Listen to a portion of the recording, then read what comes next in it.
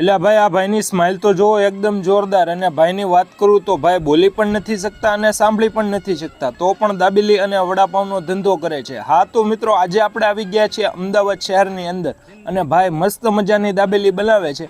15 રૂપિયામાં દાબેલી ખવડાવે છે અને 20 રૂપિયામાં વડાપાવ, અને બીજી તો ઘણી બધી વેરાયટી રાખે છે, જેમ કે ચીઝવાળી દાબેલી છે, માયોનીઝ દાબેલી છે, અને અનેક વેરાયટી જે તમને આગળ મેનુમાં ખબર પડી જશે। जिंदगी एक सफर है सुहाना, यहाँ कल क्या हो किसने जाना।